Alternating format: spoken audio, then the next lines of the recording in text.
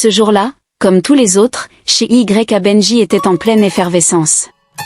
Les cuillères tintaient contre les assiettes, les lèvres claquaient de satisfaction, et les voix se mêlaient en un concert de compliments. Ah, ce riz-là, c'est pas de la nourriture, c'est un remède contre la tristesse. Y Benji doit avoir un secret, ses sauces sont plus douces que les paroles d'un séducteur. Même si le président ouvre un restaurant ici, il ne pourra pas rivaliser avec elle. Les plats fumaient encore, des morceaux de viande disparaissaient dans des bouches affamées, et les serveuses allaient et venaient en courant, les fronts perlés de sueur. Le boucan des conversations était entrecoupé par les bruits de mastication, preuve que la satisfaction était totale. Mais au moment où un homme riche, assis à une table en avant, trempait son dernier morceau de beignet dans une sauce épaisse, un cri déchira l'atmosphère.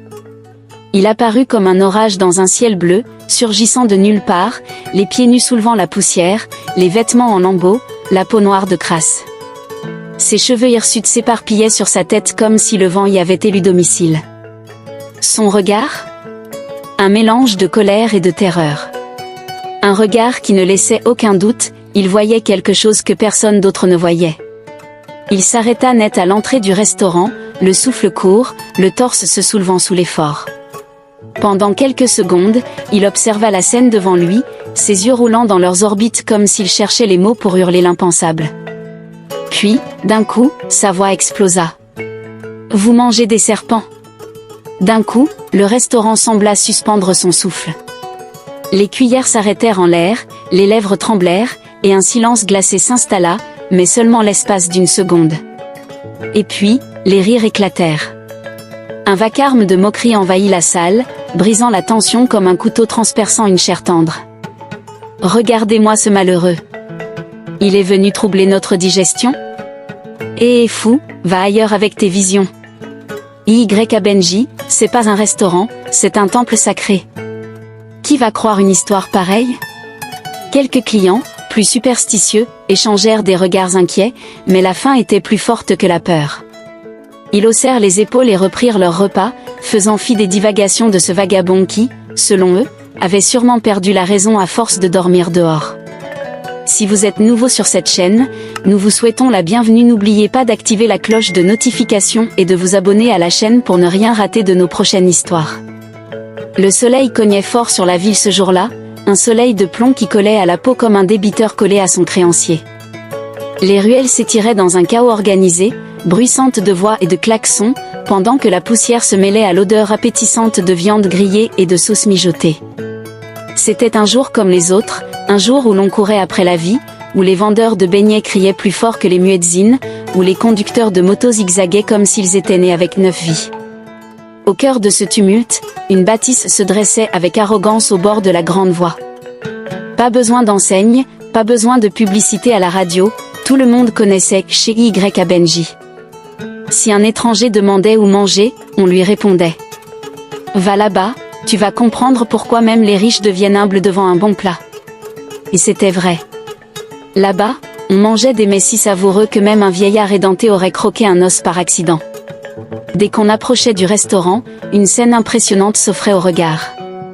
Une file interminable de clients patientait sous le soleil. Les hommes en boubous impeccables suivaient du regard chaque mouvement des serveuses comme des faucons à l'affût. Les femmes aux pagnes colorés, bébés noués dans le dos, tapaient du pied, jetant des regards furieux aux retardataires qui tentaient de gruger la file.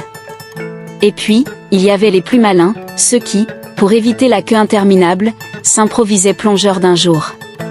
Oui, oui. Les riches eux-mêmes enlevaient leurs montres en or, retroussaient leurs manches et plongeaient leurs mains dans les bassines d'eau savonneuse, frottant les assiettes comme si leur avenir en dépendait. Parce que oui, chez Y Benji, laver un plat vide était parfois le prix à payer pour être servi plus vite. On voyait même des disputes éclater. « Chef, j'étais là avant lui. »« Petit, respecte tes aînés. »« Moi, j'étais déjà là quand le soleil était encore timide. »« Donc, c'est moi qui vais mourir de faim alors que c'est moi qui ai lavé cette assiette ?» Mais dans tout ce vacarme, une règle était respectée, personne ne quittait la file sans son plat. Mais qui était donc cette fameuse Y Benji, la femme qui avait transformé une simple gargote en royaume de la gastronomie locale ? Grande, imposante, avec un regard perçant, Elle avait ce genre de charisme qui faisait taire les discussions dès qu'elle apparaissait. Toujours vêtue d'un pagne soigneusement attaché autour de la taille, elle naviguait entre les marmites comme une reine inspectant son royaume. Quand elle parlait, même les cuillères s'arrêtaient de bouger. « Ajoutez un peu plus de piment dans la sauce. » lançait-elle. « Oui, maman Benji. » répondait-on en chœur. Tout le monde l'appelait maman, mais personne n'osait lui manquer de respect. D'ailleurs, peu savaient vraiment d'où elle venait et comment elle avait fait pour s'imposer avec une telle puissance. Ce que tout le monde savait, en revanche, c'est que ces plats avaient un goût inexplicable. Un goût qui dépassait l'entendement. Un goût qui faisait revenir ceux qui avaient juré de ne plus jamais manger dehors. Mais ce que personne ne savait encore, c'est que derrière ces mets délicieux, un mystère aussi sombre que la nuit se cachait sous la marmite principale. L'heure du déjeuner était le moment le plus redoutable. Imaginez une arène de gladiateurs, sauf qu'ici, l'arme c'était la patience, et la récompense c'était une assiette bien remplie. Les serveuses couraient dans tous les sens, évitant les bras tendus des clients affamés qui tentaient de les stopper pour être servis plus vite. Un jeune homme, affamé après une matinée de dur labeur, tentait de négocier avec l'une des cuisinières. « Ma sœur, juste un petit supplément, j'ai travaillé dur aujourd'hui. »« Frère, ici on ne donne pas gratuitement, mange et reviens demain. »« Je peux laver une autre assiette ? » ?»« Lave même deux, si ça te chante. »« Mais pas de rab. » Pendant ce temps, au coin de la rue, une autre vendeuse regardait la scène avec un pincement au cœur. Son stand, autrefois prisé, était désormais déserté. Maman Yabo, une femme autrefois adulée pour son savoir-faire culinaire, voyait désormais ses plats refroidir sur la table, ignorés comme un vieux journal abandonné. Elle essuya une larme discrète et soupira.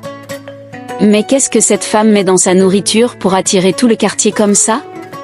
Ce jour-là, elle n'était pas la seule à se poser la question. Un homme étrange allait bientôt jeter un pavé dans la mare. Un homme en haillons, les cheveux hirsutes, les yeux fous, s'approchait du restaurant. Son regard brûlait d'une lueur étrange, et ses lèvres murmuraient des paroles incompréhensibles. Il avançait à pas lents, comme si chaque pas le rapprochait d'une révélation inévitable. Bientôt, son cri allait faire trembler les fondations de chez Y à Benji. Dans un coin de la pièce, appuyé contre son énorme marmite, Y à Benji observait la scène, impassible. Ses yeux pétillaient d'agacement, mais ses lèvres restaient figées dans un léger sourire. Ce sourire, il était froid. Comme celui d'un crocodile qui fixe une proie avant de plonger sous l'eau. Elle avança lentement vers l'intrus, son pagne bien noué à la taille, sa démarche pleine d'assurance.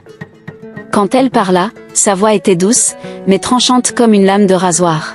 « Petit fou, tu es venu chercher ton repas gratuit ou bien tu veux juste gâcher le mien ?» L'homme, toujours haletant, ne recula pas. Il planta son regard dans celui de la restauratrice et cracha. « Je n'ai pas faim. Je suis venu vous ouvrir les yeux. » Les rires s'éteignirent doucement. Certains clients se tortillèrent sur leur siège, comme si un léger doute s'installait dans leur ventre. Mais avant que la peur ne puisse germer, Y à Benji frappa des mains 3 fois. Aussitôt, 2 gaillards massifs surgirent de l'arrière-cour, leurs muscles roulant sous leur tunique. Ils avaient l'air d'hommes habitués aux bagarres de rue, à ceux qui n'ont pas besoin de parler pour se faire comprendre. « Sortez-moi ce fou d'ici. Qu'il ne pose plus jamais son ombre devant mon restaurant. » Les 2 colosses s'exécutèrent sans cérémonie. L'homme hurla, se débattit, mais il fut saisi comme un vulgaire sac de riz et projeté hors du restaurant. Il roula dans la poussière avant de se redresser, les cheveux en bataille, les yeux emplis d'une terreur incontrôlable. Avant de s'éloigner, il leva un doigt tremblant et prononça ces derniers mots. « Vous verrez. Ce n'est qu'une question de temps. » Puis, il disparut dans les ruelles de la ville, avalé par l'ombre du mystère. Non loin de là, une femme observait la scène, silencieuse. Maman Yabo. Autrefois, c'était elle la reine des fourneaux. Son nom seul suffisait à attirer les foules. Son stand ne désemplissait jamais. Les gens venaient de tous les quartiers pour goûter à ses sauces, pour savourer ses viandes grillées à la perfection, pour plonger leurs doigts dans son foutou moelleux. Mais aujourd'hui, son étal était désert. Les pots fumants qu'elle avait préparés avec tant de soin étaient restés intacts. Pas un seul client. Pas une seule pièce tombée dans sa caisse. Son regard fatigué se posa sur les derniers grains de riz qui collaient encore à sa marmite vide. Elle n'avait rien vendu. Rien du tout. Et pourtant, de l'autre côté de la rue, le restaurant de sa rivale débordait de monde. Chaque jour, l'écart entre elles s'élargissait. Chaque jour, Y à Benji grandissait pendant qu'elle s'effaçait. Mais aujourd'hui, en voyant ce fou se débattre, en entendant ces mots terrifiants sur les serpents, un frisson lui traversa le dos. Elle regarda la marmite d'Y à Benji. Un instant, elle crut y voir quelque chose remuer sous le couvercle. Elle secoua la tête. Peut-être était-ce la fatigue qui lui jouait des tours. Peut-être était-ce simplement l'amertume de la défaite. Ou peut-être que ce fou savait quelque chose que tout le monde ignorait. Le soleil frappait fort ce matin-là, comme s'il voulait punir les malheureux. Les ruelles de la ville étaient déjà animées. Les vendeuses criaient leurs prix à tue-tête, les enfants couraient entre les étals, les taxis klaxonnaient sans répit. L'odeur du poisson braisé, du piment et des épices flottait dans l'air. Et pourtant, devant le stand de Maman Yabo, il n'y avait pas âme qui vive. Elle était là, debout, son pagne bien noué autour de la taille, les bras croisés sur la poitrine. Devant elle, sa marmite fumait encore. Le riz était bien cuit, les morceaux de viande juteux, la sauce onctueuse, mais personne ne venait. Personne ne s'arrêtait. Les passants tournaient à peine la tête. Certains la regardaient avec pitié, d'autres avec indifférence. Autrefois, il suffisait qu'elle soulève le couvercle de sa marmite pour que l'odeur seule attire une file interminable de clients. Mais aujourd'hui, c'était comme si son étal était invisible. De l'autre côté de la rue, le restaurant de Y à Benji débordait de monde. Le bruit des cuillères frappant contre les assiettes, les rires gras des clients repus, l'odeur enivrante des plats, tout cela arrivait jusqu'à elle comme une provocation. Elle déglutit. La honte lui serra la gorge. Elle baissa les yeux sur son étal. Les mêmes plats depuis le matin, intacts. La viande commençait à refroidir, la sauce épaississait. Même les mouches n'avaient pas envie de s'y poser. Elle sentit les larmes lui monter aux yeux. Cela faisait des semaines qu'elle ne vendait presque plus rien. Les dettes s'accumulaient. Le dernier sac de riz qu'elle avait acheté, c'était à crédit. Le propriétaire de la boutique l'avait prévenu. « Maman Yabo, si tu ne paies pas demain, ne mets plus les pieds ici. » Mais comment payer si personne ne venait manger chez elle? Son ventre gargouilla bruyamment. Elle aussi, elle avait faim. Elle renifla discrètement et essuya ses yeux avec le coin de son pagne. Pleurait-elle de douleur ou de colère? Peut-être des deux. Puis, elle releva la tête. Non. Elle n'allait pas rester là, les bras croisés, à regarder son monde s'écrouler. Elle inspira profondément, puis noua fermement son foulard sur sa tête. Il était temps d'avoir des réponses. Maman Yabo referma sa marmite avec un bruit sec et balaya du regard la rue animée. Elle savait où aller. Maman Kiki. Tout le monde la craignait. On disait qu'elle pouvait lire dans l'esprit des gens comme on lit un livre ouvert. Elle savait qui mentait, qui trahissait, qui cachait un secret. Les femmes en détresse allaient la voir en cachette, les hommes superstitieux lui envoyaient des cadeaux pour rester en paix avec le destin. Et aujourd'hui, c'était son tour. Elle inspira profondément, puis quitta son stand, son foulard bien noué, déterminée comme jamais. La maison de Maman Kiki se trouvait à la sortie de la ville, à l'écart, là où même les bruits du marché n'osaient pas s'aventurer. C'était une petite case de terre rouge, couverte de gris-gris et de coris. Un arbre immense l'ombrageait, et sous cet arbre, une femme était assise. Elle n'avait pas besoin de parler. Avant même que Maman Yabo n'ouvre la bouche, la vieille visionnaire leva lentement les yeux vers elle et déclara. « Tu veux connaître le secret de ta rivale? Mais sois prête à affronter ce que tu découvriras. » Silence. Le cœur de Maman Yabo manqua un battement. Elle n'avait encore rien dit. Mais cette femme savait déjà. Un frisson lui traversa l'échine. Elle serra les poings, mais ne recula pas. « Je suis prête, » répondit-elle d'une voix ferme. Maman Kiki la fixa longuement, puis posa une main sur un petit sachet de poudre blanche posé à ses pieds. « Écoute-moi bien, Maman Yabo. Y.A. Benji n'est pas une simple restauratrice. Maman Yabo sentit son souffle se raccourcir. Maman Kiki continua, sa voix grave résonnant comme un avertissement. Son succès cache un pacte mystique. Maman Yabo s'approcha légèrement, suspendue aux lèvres de la visionnaire. Un pacte ? Souffla-t-elle. Maman Kiki hocha lentement la tête. Ce que tu vois dans son restaurant n'est qu'une illusion. La vraie vérité, elle est cachée. Ses clients ne mangent pas ce qu'ils croient. Mais comment ? Seul un rituel peut lever le voile sur son secret. Elle tendit le petit sachet de poudre blanche. Prends ceci. Cette nuit, avant que le jour ne se lève, va devant son restaurant et verse cette poudre devant la marmite principale.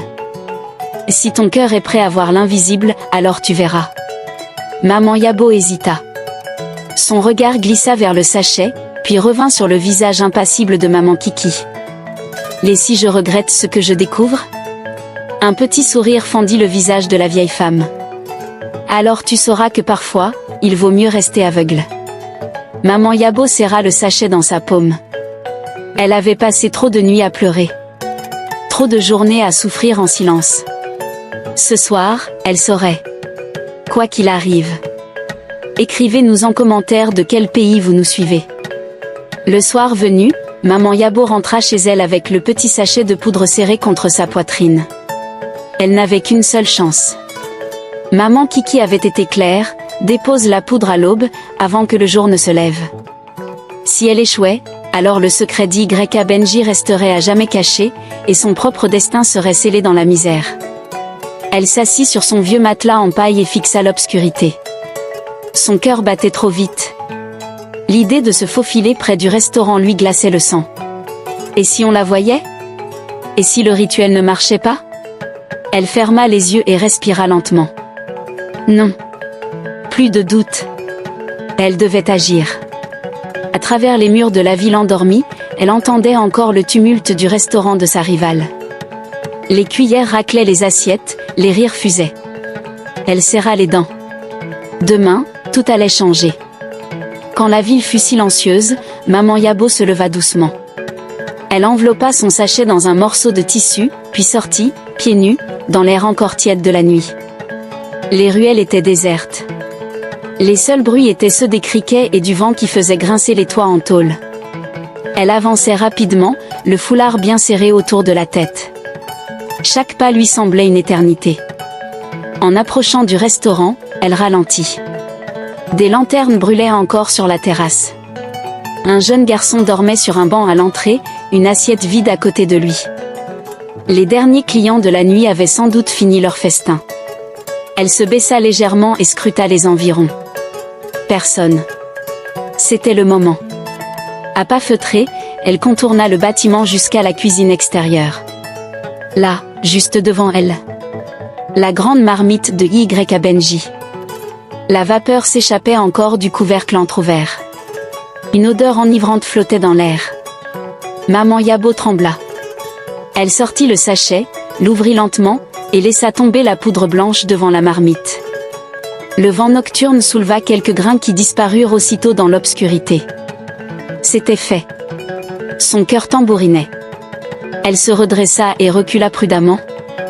Quand, soudain, un bruit derrière elle. Un frisson lui glaça l'échine. Quelqu'un bougeait dans l'ombre. Elle se plaqua contre le mur, retenant son souffle. Pas un bruit. Puis, lentement, elle se remit en marche, et disparut dans la nuit. Dès le matin, la ville s'animait comme d'habitude. Les clients affluaient vers le restaurant de Y.A. Benji. Ils venaient par dizaines, affamés, impatients. Les tables étaient déjà pleines, certains attendaient debout, d'autres se disputaient une place. Et au milieu de cette effervescence, Y.A. Benji. Elle était là, comme toujours, dans sa robe colorée, ses bracelets tintant à chaque mouvement. Son visage affichait son éternel sourire bienveillant. Aujourd'hui, mes plats vont encore vous régaler. Lança-t-elle en riant. Les clients applaudirent, impatients de goûter à son fameux ragoût.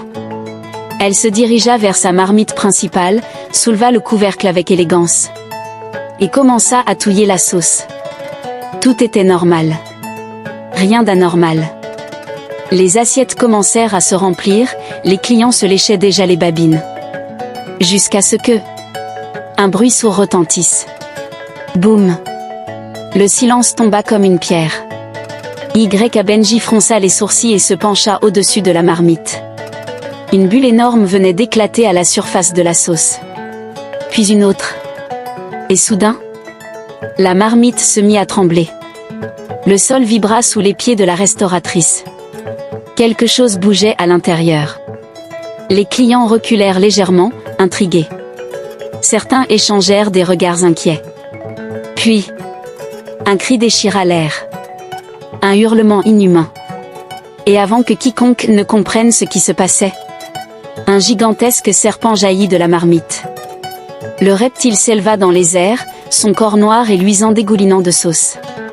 Sa tête énorme se dressa au-dessus des clients pétrifiés. Sa langue fourchue claqua dans l'air, envoyant des éclaboussures partout.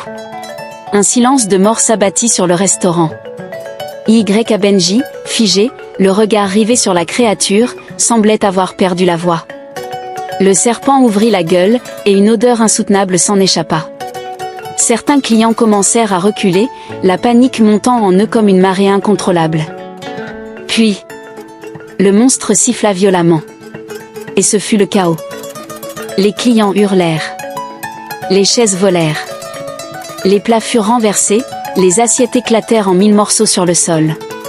Certains couraient dans tous les sens, d'autres trébuchaient et se piétinaient dans la panique. Un démon! Hurla quelqu'un. C'est un sortilège! Cria un autre. Benji, elle, ne bougeait pas. Son regard était rivé sur la créature qui ondulait lentement dans la marmite, comme un roi sur son trône. Et puis, comme si le sortilège s'était brisé, Benji poussa un hurlement strident. Elle recula précipitamment, trébuchant sur un tabouret. Ses bracelets tintèrent dans l'air, mais son sourire avait disparu. Elle savait. Elle comprenait. Le secret venait d'être dévoilé. La foule continua de fuir, terrifiée. En quelques minutes, le restaurant fut vide. Seul restait Benji et son immense serpent. Après le chaos du restaurant de Benji, le village avait été en effervescence. La nouvelle se répandit comme une traînée de poudre, le serpent du restaurant. Les gens avaient parlé à voix basse, se regardant, stupéfaits, comme s'ils n'avaient pas voulu croire à l'horreur qu'ils venaient de découvrir. Mais la vérité, comme un serpent sournois, ne pouvait plus être ignorée. Et puis, comme les vagues qui se retirent doucement après une tempête, les habitants revinrent progressivement à leur routine. Le vent de panique s'était dissipé, et avec lui, la peur de l'inconnu. La ville retrouvait son rythme, mais il y avait d'un grand vide, un manque qui avait l'air de s'étirer entre les vieux murs poussiéreux des ruelles. Et ce vide, Maman Yabo l'avait ressenti. Elle avait observé les clients revenir vers le marché. Au début, c'était timide. Les gens n'osaient pas regarder ses étals, se contentant de passer sans faire un geste. Mais au fil des jours, le regard des passants s'était posé sur elle, un regard rempli de curiosité, d'interrogation, et surtout de soupçons disparus. Elle avait attendu, immobile, avec son sourire plein de sagesse silencieuse. Elle savait qu'il fallait du temps pour que la confiance revienne. Mais Maman Yabo avait appris à être patiente dans la vie. La patience, c'est la clé du village. Ceux qui sont pressés finissent toujours par se brûler. Petit à petit, les clients avaient commencé à revenir. D'abord quelques-uns, hésitants, puis de plus en plus nombreux. Un ancien client lui fit signe d'un geste discret, un petit clin d'œil complice. Un autre vint l'embrasser sur la joue en s'excusant de l'avoir oublié pendant ces dernières semaines. Maman Yabo, avec ses bras puissants de femme de la terre, s'affairait autour de sa petite cuisinière, répandant les odeurs de son ragoût parfumé. Le son de la marmite qui bouillonne reprenait sa place dans le village. La chaleur de sa cuisine réchauffait les cœurs autant que les ventres. Le succès venait d'un retour à la simplicité. Ses ingrédients étaient simples, mais honnêtes.